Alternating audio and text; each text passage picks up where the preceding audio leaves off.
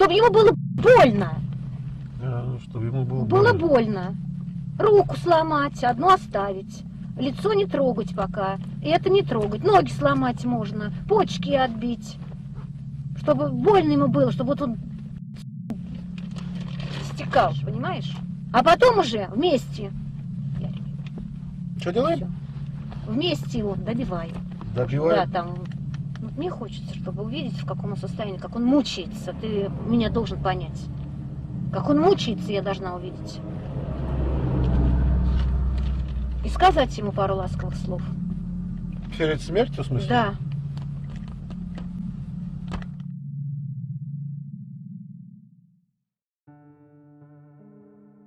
She was a decorated teacher, twice awarded Teacher of the Year. Elegant, polished, trusted. But behind the well-kept smile and expensive perfume was a secret obsession.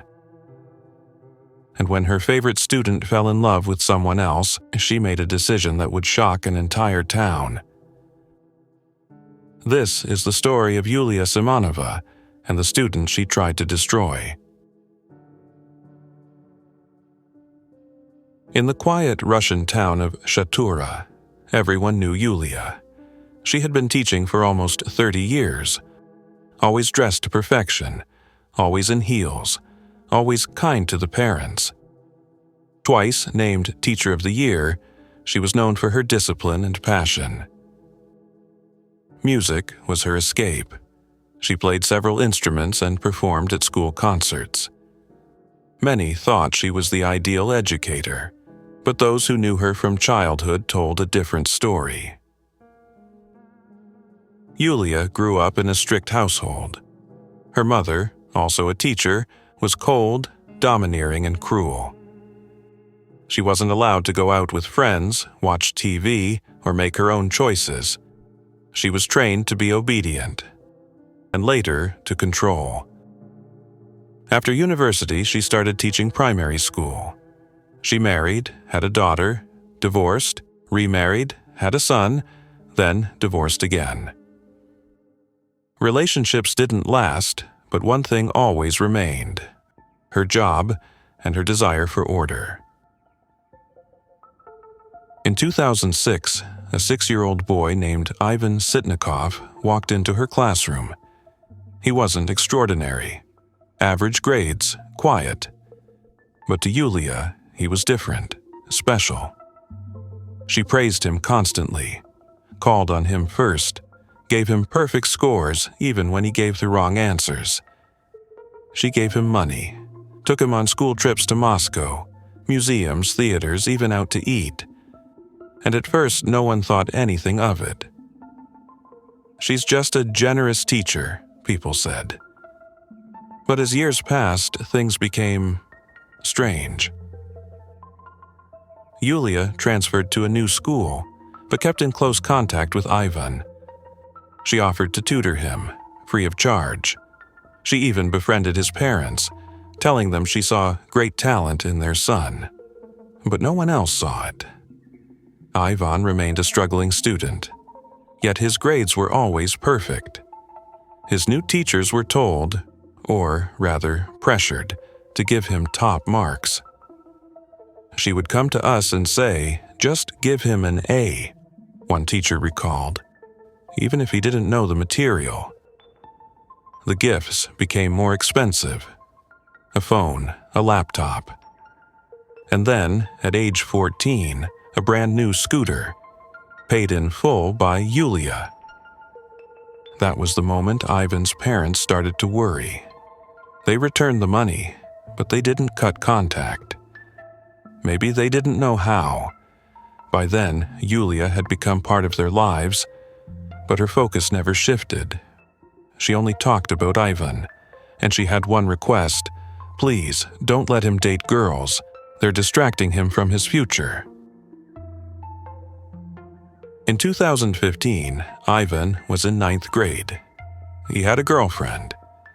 He never told Yulia, but in a small town, word spreads fast. One day, she saw them at a bus stop, laughing, holding hands. Witnesses said Yulia spat at the girl's feet and called her names. After that, Ivan tried to distance himself. He stopped answering her calls, refused her money, told her gently but firmly, "Please, let me live my life. I love her. Your money won't change that." But Yulia couldn't accept it. She became erratic.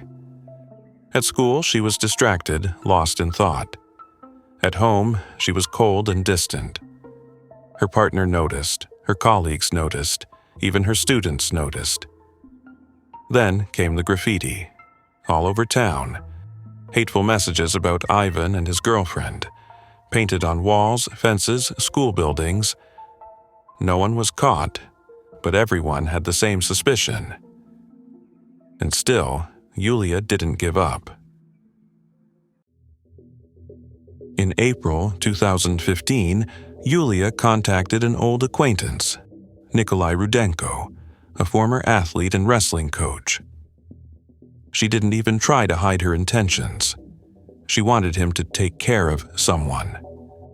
"Leave his face intact. I want to see him bleed." Nikolai was stunned, but he played along. He told her he knew someone who could do it, for a price. Then, he went straight to the police. An undercover officer was assigned to pose as the hitman. On April 2nd, he met Yulia in a parked car. She gave the full order and agreed to pay 100,000 rubles, roughly $1,300. The officer said she couldn't witness the beating in person. She hesitated, but agreed. What she didn't know was that the whole conversation was being recorded. Days later, the hitman called. "It's done," he said. They agreed to meet.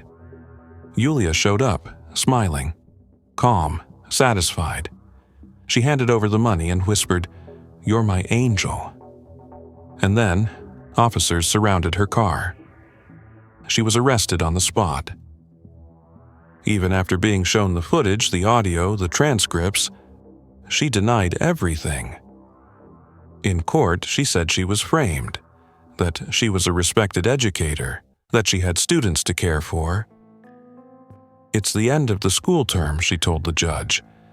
"I need to be with my class. I'm not thinking about myself. I'm thinking about the children." The judge wasn't moved.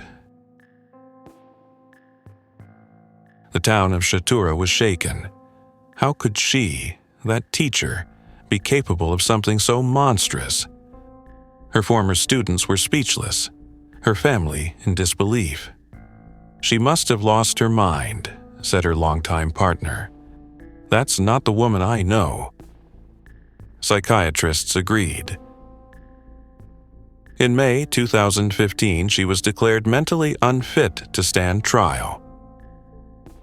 Diagnosed with a severe psychological disorder, she was placed in a psychiatric hospital for involuntary treatment. Initially, she was meant to stay for 6 months.